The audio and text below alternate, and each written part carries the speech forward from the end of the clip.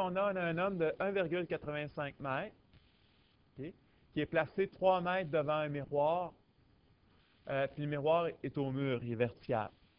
Puis il se regarde, lui, de la tête aux pieds. Ah, ça, c'est un indice. Il faut qu'il puisse voir sa tête, le sommet de sa tête et ses pieds.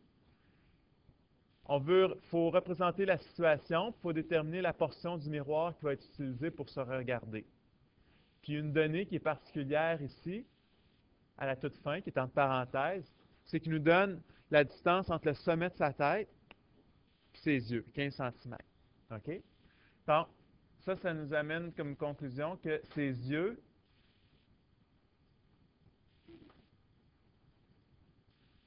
sont à 1,70 cm du sol. Mètre, ça. 1,70 m du sol.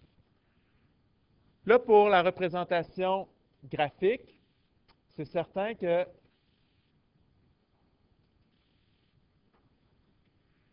horizontalement, ben, je dois en tout placer 6 mètres. Pourquoi? Ben, j'ai un 3 mètres qui est ici, puis on s'entend que l'image va se former 3 mètres derrière le miroir. Donc, en tout, horizontalement, je dois placer 6 mètres. Donc, je sais que je vais aller placer 1 mètre de cette façon-ci comme échelle. Donc, je vais pouvoir couvrir en tout mon 6 mètres en largeur. En hauteur, la plus grande hauteur que j'ai, c'est 1,85 m. Mais là, on va pouvoir procéder autrement pour la hauteur. On va pouvoir graduer autrement.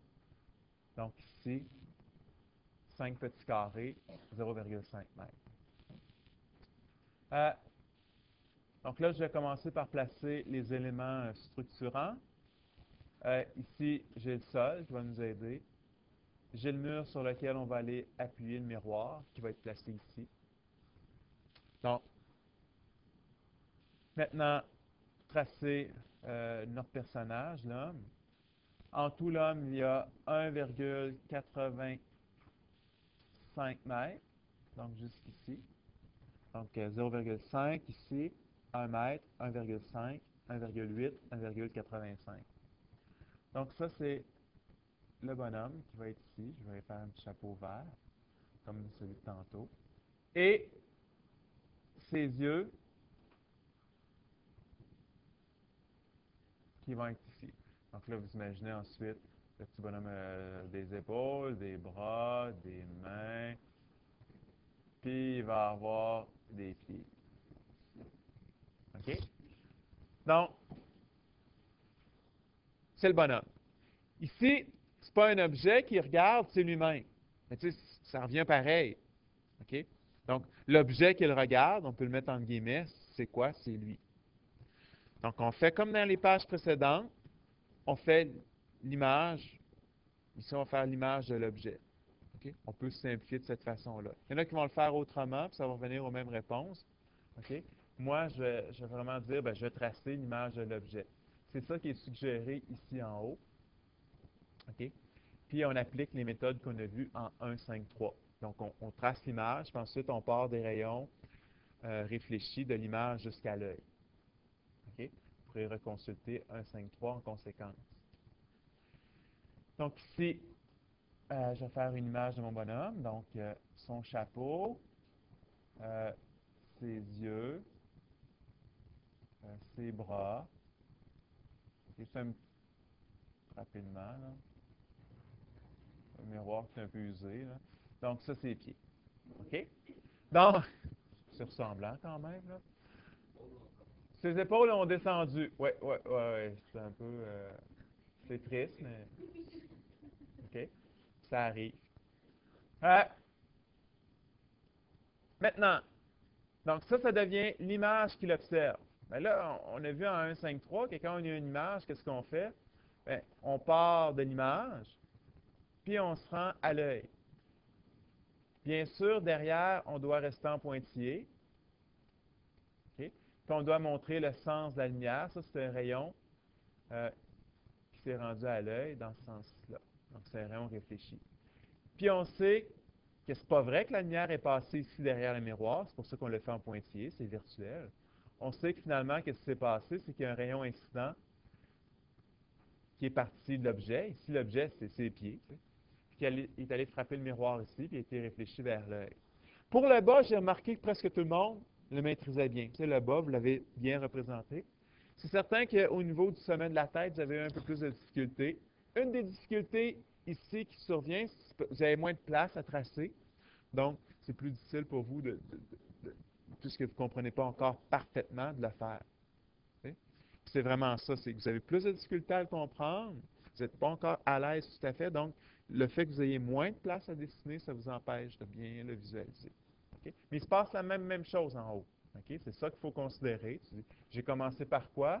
On a commencé par les pieds, mais là, on va partir du sommet de la tête, on va se rendre à l'œil, de la même façon. Voyez-vous, je suis en train de refaire la même étape que tantôt. Pointillé derrière. C'est un rayon réfléchi qui va vers l'œil de cette façon-ci. Puis on a la correspondance avec le rayon incident qui est allé de cette façon-ci, finalement. Frapper le miroir. OK? Ensuite, c'est un problème de triangle semblable qui reste à résoudre. OK? Triangle semblable, la plupart du temps, le premier au bas, tout le monde le voit. OK? Vous en avez un qui est ici. Tandis que le gros,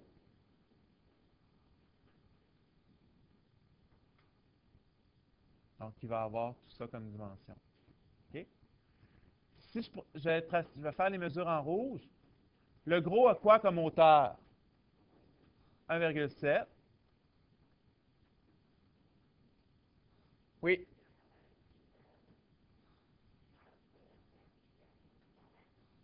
C'est allé dans l'autre sens, comme un problème de plus de champ de vision.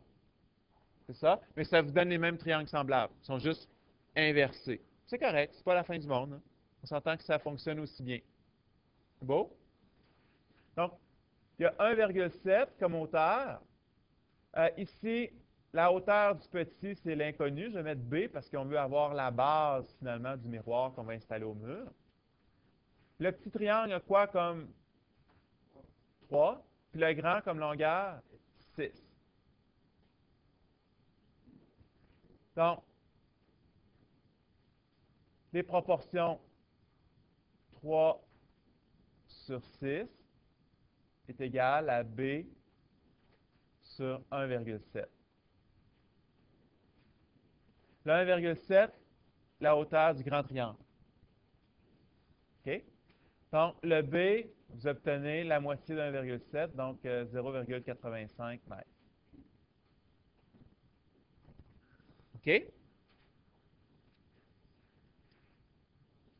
Pas mal tout le monde, hein? Tu l'avais, Antoine? OK. L'autre, un peu plus difficile à visualiser, un peu plus difficile à résoudre. Des fois, on va être embêté aussi par les mesures. Donc, l'autre triangle, euh, vous l'avez qui est ici. Oh, en tout cas, c'est pas grave, là, le petit bonhomme était là de toute façon. Vous avez un très grand triangle ici.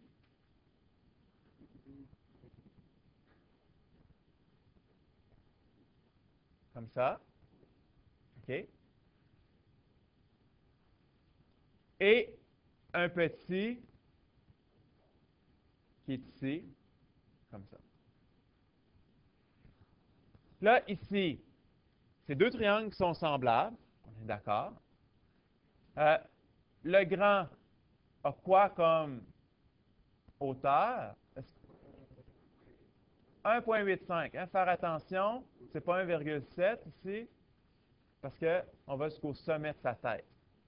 1,85. Ici, cette mesure-ci, c'est le H. C'est la hauteur du miroir. Là, tantôt, je ne l'ai pas spécifié, mais qu'est-ce qu'on doit comprendre ici? C'est que si j'installe un miroir au mur, j'ai besoin de quoi? J'ai juste besoin de cette partie-là là, du mur. Le reste, le bas ici, là, ça ne sert pas. C'est pas nécessaire qu'il y ait un miroir ici. Là. Le haut ici, c'est pas nécessaire. Ça ne servira pas à se voir. OK? C'est vraiment pas nécessaire. Donc, tu peux installer le miroir juste entre ces deux points d'incidence qui sont ici.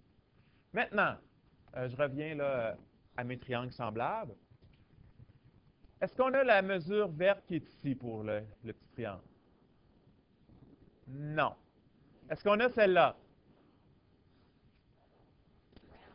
On a quoi par contre? On a un 3 et on a un 6. C'est quoi ça?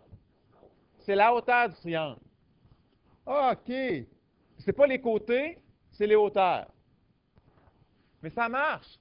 Parce que c'est pas nécessaire d'avoir un côté pour utiliser les triangles semblables. Ça peut être uniquement la hauteur du triangle. OK? Donc ici, j'ai un 3 mètres, tandis que le grand a 6 mètres. Donc là, ça joue au basket à côté. Donc, ici, si je regarde les proportions, 3 sur 6, le H sur le 1,85, on va trouver que le H, 0,92, ça c'est un 2, là, mètres. Donc là, la base du miroir, on l'avait calculé précédemment ici, 0,85. La hauteur totale du miroir, quelle hauteur le miroir doit avoir? 0,925. Puis la fin du miroir, finalement, c'est les deux